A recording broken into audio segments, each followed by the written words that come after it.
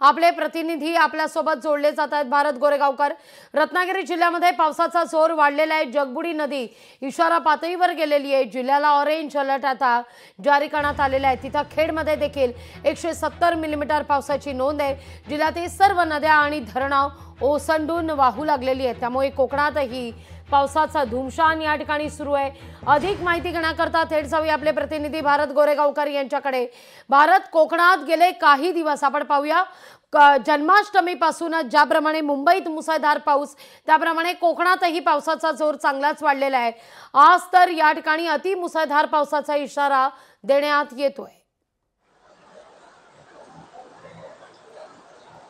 लागवी madam, मागील 3 दिवसांपासून कोकणामध्ये तिन्ही जिल्ह्यात रत्नागिरी, सिंधुदुर्ग आणि रायगड या तिन्ही जिल्ह्यामध्ये पावसाची संततधार सुरू आहे।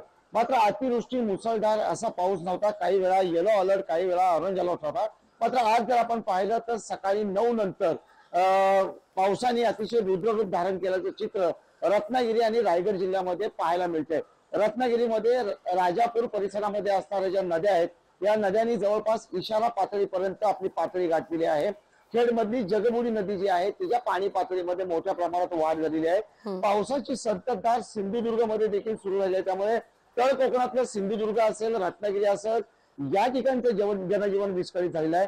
रायगडमध्ये जर आपण पाहिलं तर रायगडमधल्या ज्या प्रमुख नद्या आहेत, उदाहरणार्थ सावित्री असेल, गांधारी असेल, कुंडलिका नदी असेल, या नद्या आता दुथडी भरून व्हायला लागलेल्या आहेत। आतापर्यंत या नद्यांनी इशारा पातळी जरी गाठली नसली तरी पावसाचा जोर अशाच पद्धतीने जर कायम राहिला तर या नद्या इशारा पातळी ओलांडून धोक्याच्या पातळीपर्यंत पोहोचू शकतात आणि त्यामुळे महाड असेल, रोहा असेल, नागोठणे असेल, या भागाला पुराचा धोका निर्माण होऊ शकतो। पावसाचा जोर हा साधारणतः सकाळी 9, 9:30 नंतर अचानक पद्धतीने वाढलेला आहे। रायगडला रेड अलर्ट आहे।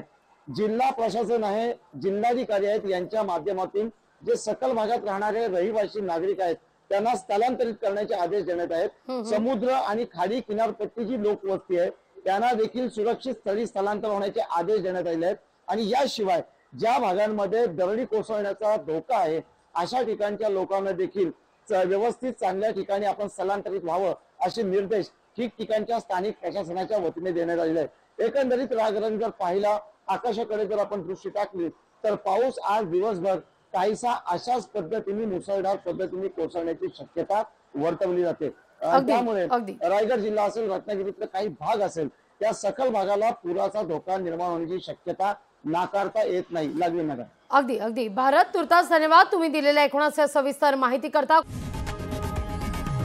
लोकशाही मराठी ऐका, पहा, जागरूक रहा।